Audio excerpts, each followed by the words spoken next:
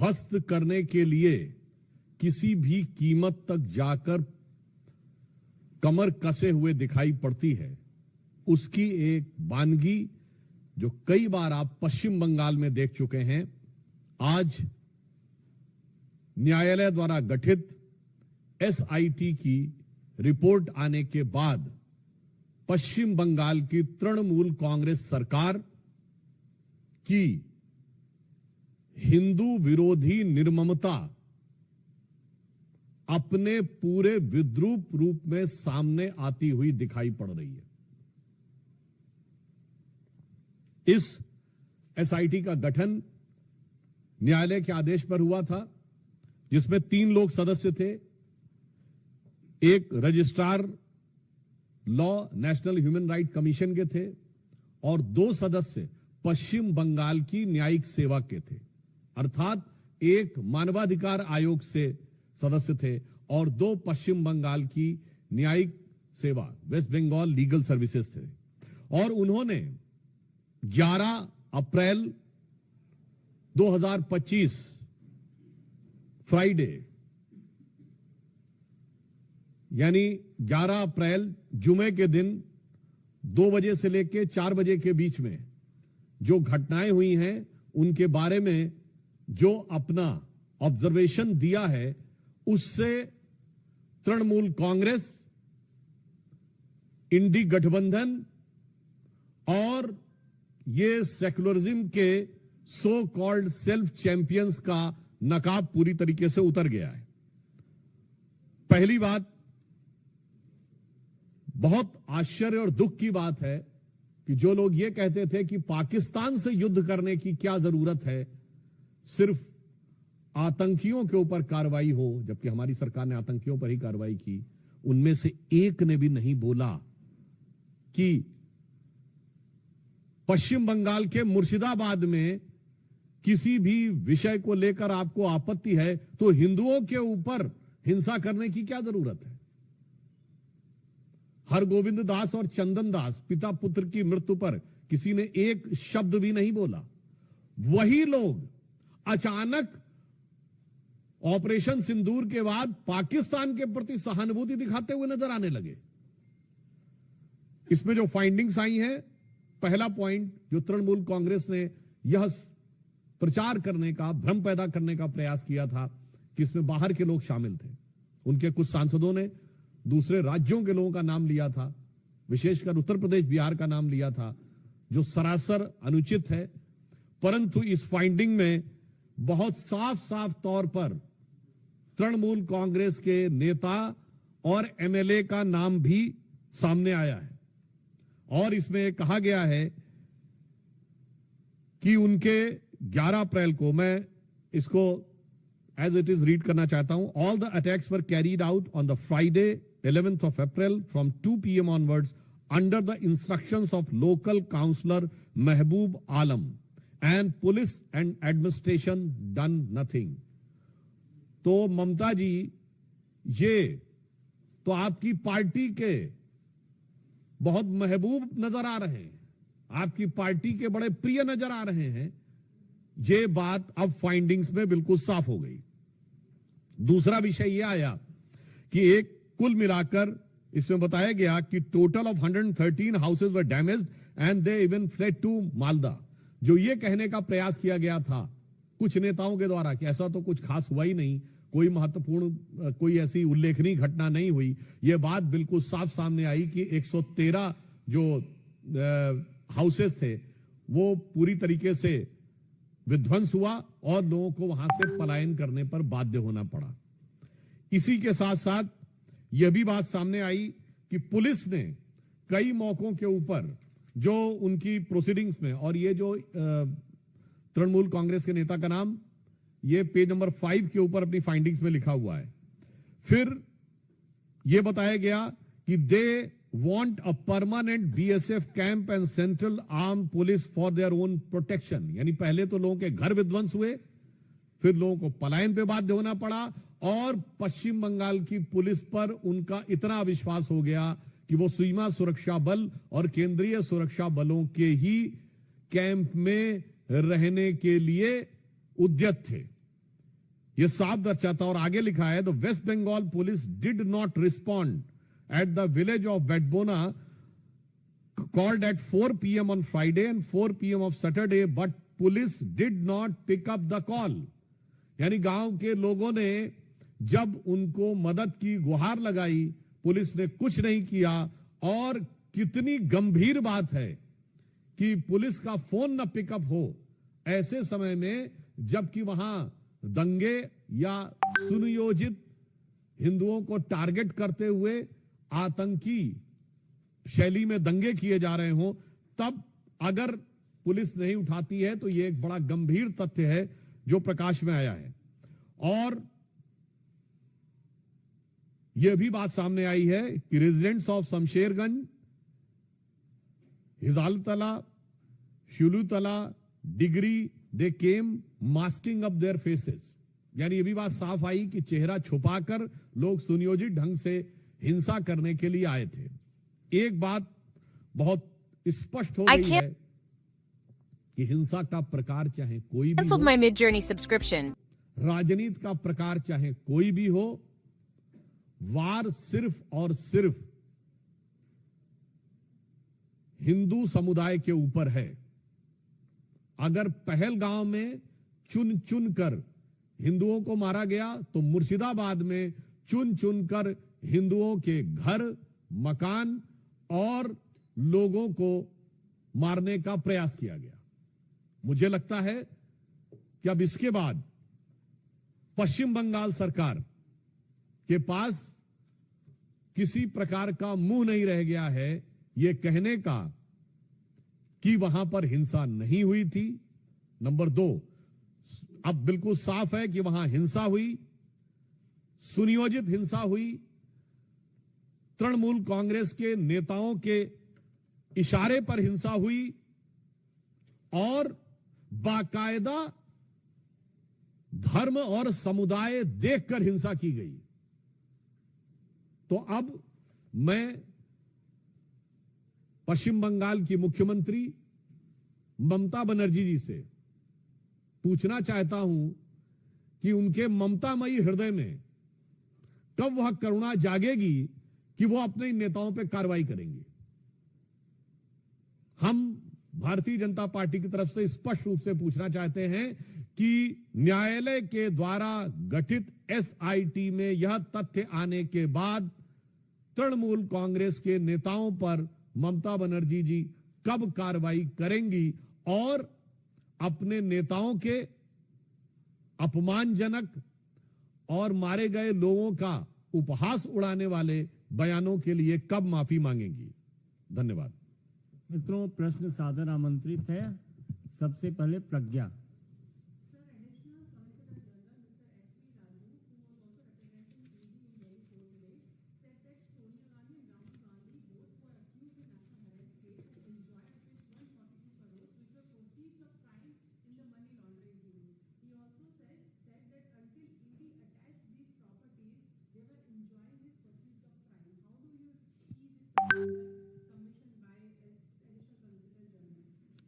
देखिए, this national Herald case has been a very peculiar case in the entire Indian history.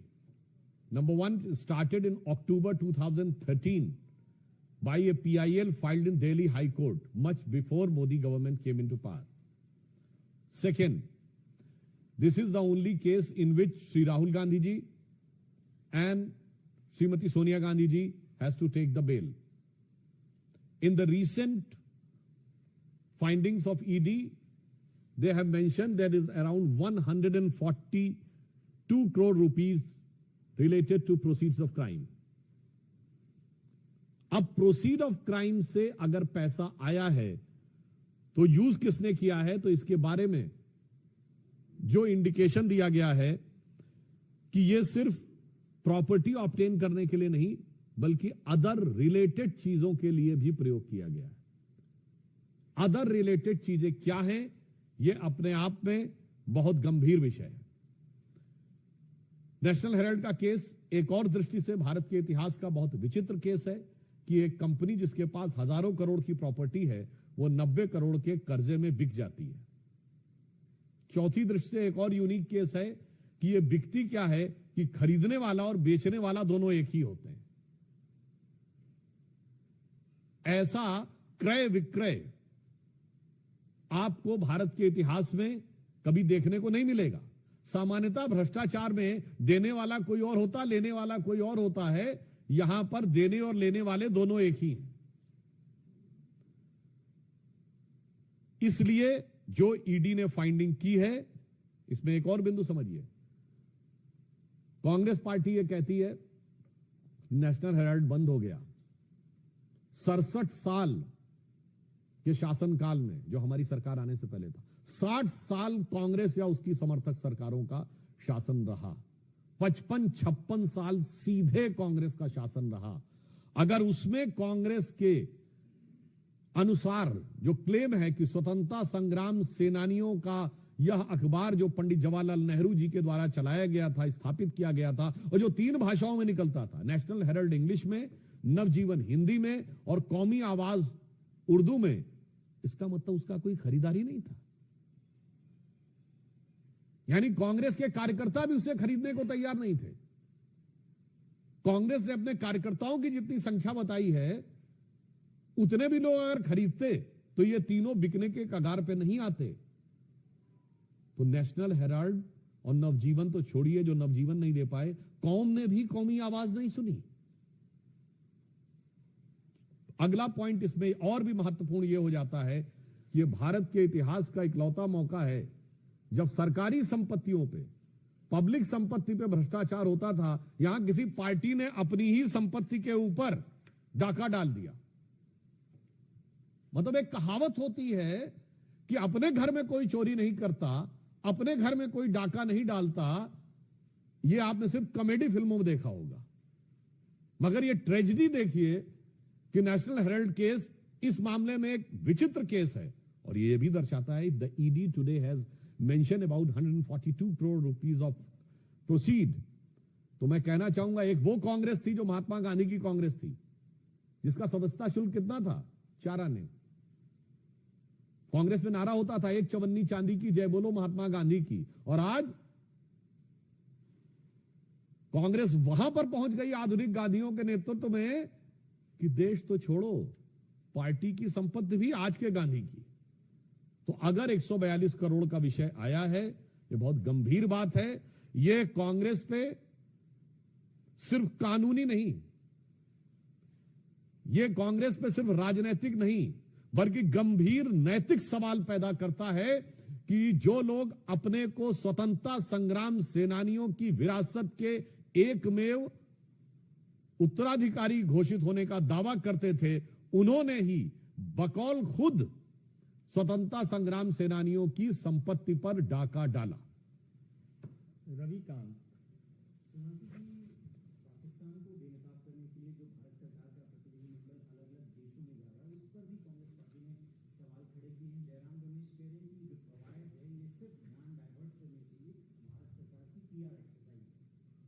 देखिए, हम ये बात भली भांति समझ सकते हैं, कांग्रेस पार्टी इस समय सबूत न मांग पाने की जो खिसियाहट है, उस छटपटाहट में इस ढंग का बयान देने को बाध्य हो रही हो।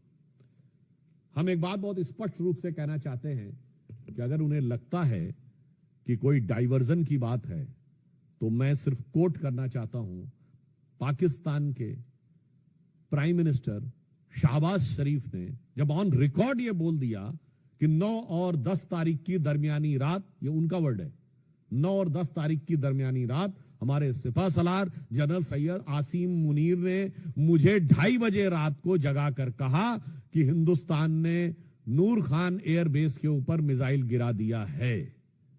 अब इतना बड़ा जो डाइवर्जन हुआ जाके नूर खान एयरबेस पे, ये अगर कांग्रेस को नजर नहीं आता है, तो मुझे लगता है उनकी नजर के ऊपर से लगता है राष्ट्रवाद का पानी पूरी तरीके से हट चुका है। सेकंड पॉइंट, जो इन्होंने कहा कि ये ध्यान बांटने के लिए कि जा रहे हैं बाहर, ये भारत के सभी सांसदों का अपमान तो है ही, मगर मैं जयराम रमेश जी से पूछना चाहता हूं, आपके नेता तो ध्यान लगाने के लिए जाते थे। आपके नेता या तो ध्यान लगाने को विदेश जाते थे या देश को बांटने के लिए विदेश जाते थे।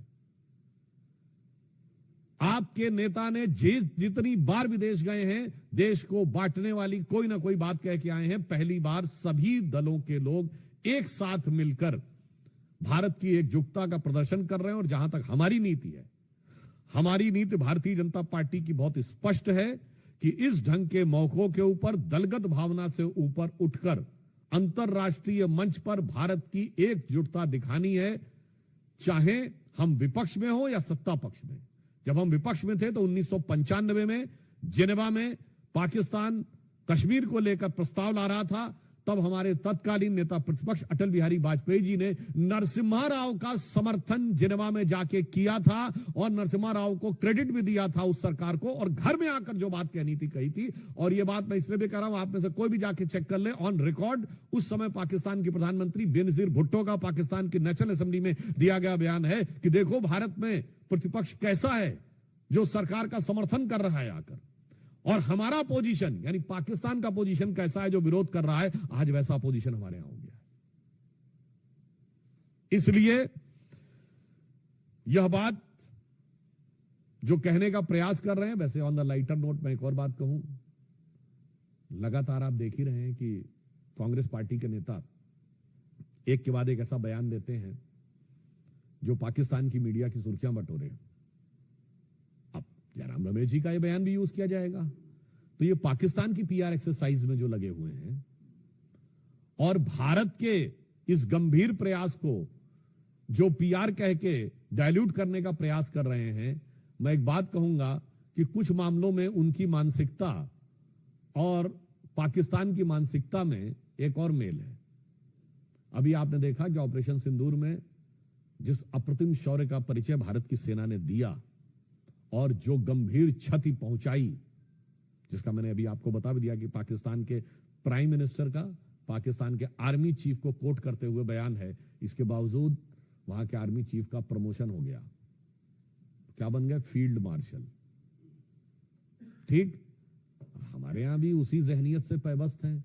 वो जंग हार कर फील्ड मार्शल बनते हैं और कांग्रेस में चुनाव हार कर फील्ड मार्शल बनते हैं। वहां भी प्रमोशन होता है, यहां भी प्रमोशन होता है।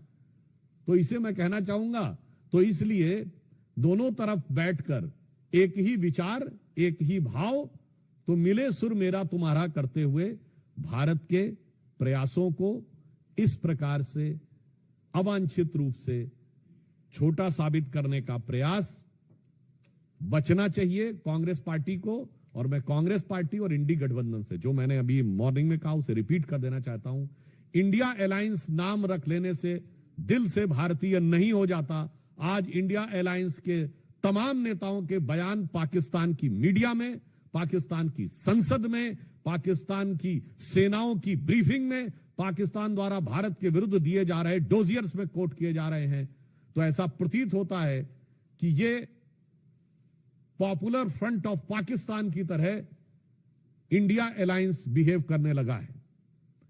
और खड़गे जी का बयान हो या राहुल जी का बयान हो या जयराम रमेश जी का बयान हो, ऐसा प्रतीत होता है कि पाकिस्तान में पॉपुलरिटी की प्रतिस्पर्धा में ये एक दूसरे से आगे निकलने में लगे हुए हैं। पर मैं फिर कांग्रेस पार्टी से यह अनुरोध करना चाहूंगा कि इस मौके पर जब भारत के सर्वदलीय प्रतिनिधिमंडल विदेश में जा रहे हैं, तो इस प्रकार की बात करने से बाज आना चाहिए। भारत की एकजुटता का प्रदर्शन करना चाहिए। कम से कम कुछ समय के लिए अपनी भावनाओं पर नियंत्रण रखना चाहिए। वोट बैंक की राजनीति को राष्ट्रीय हित से अलग रखना चाहिए। गौरव, न्यूज़ 24।